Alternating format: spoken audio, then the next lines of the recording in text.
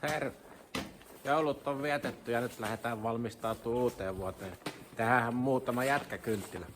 Täällähän meillä on näitä hirrepätkiä. Hirsisorvaa mulla sen verran, että eiköhän näistä saada jotain syntymään. Katsotaanhan mitä täältä löytyy. Täällä on vaan niin hirveä ohuita nää puut. Sais olla vähän paksumpia.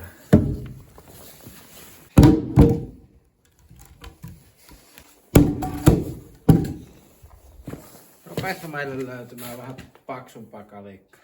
Vaikka kokkoon asti, mutta tehdään nyt niistä kuitenkin jätkäkynttilöitä.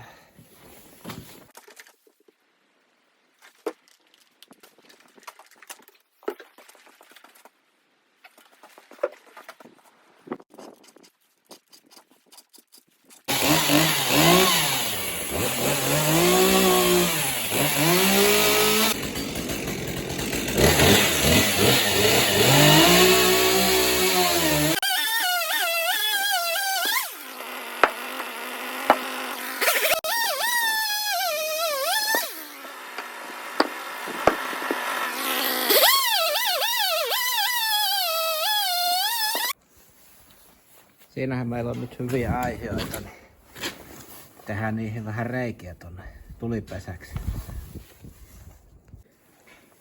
Ja ettei väännetä ranteita, niin tehdään sitä lerkkerikoneen tappiporalla.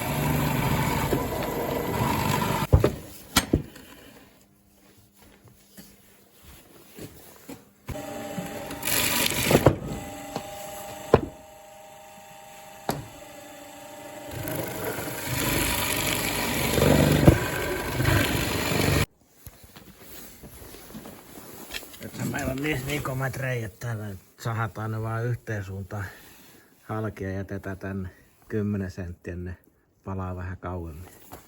Parataan vielä päälle reikä, niin siitä tulee vähän kynttilämalli.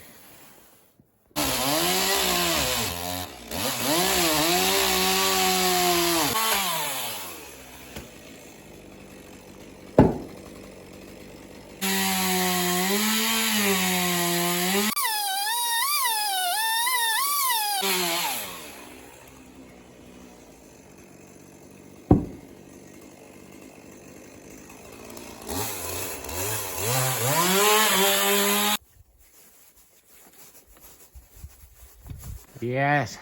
Nyt tehdään ne reijät tuohon ranteen vääntäjällä keskelle, niin siitä tulee vähän semmonen kynttilän liekki siihen alkuun. Näyttää hyvälle.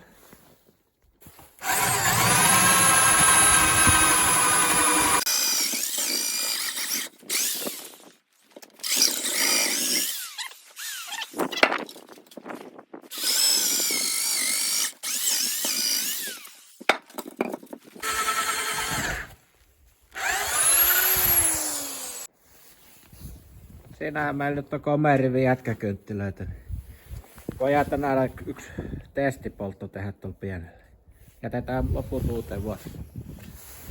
Illan hämärtyessä hallituissa olosuhteissa.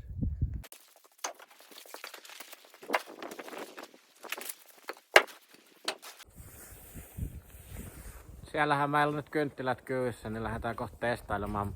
Tähän väliin on hyvä sanoa, että jos yhtään kiinnostelee mettähommat, niin seuraavaksi ensi vuoden puolella ruvetaan kuvailemaan niitä ja rupeaa tanner tömisemään ja puuta kaatuu. Eli ota kanava tilaukseen ja jatketaan.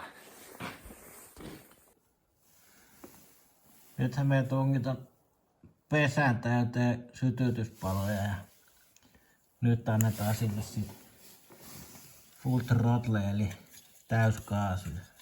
Katsotaan miten se lähtee.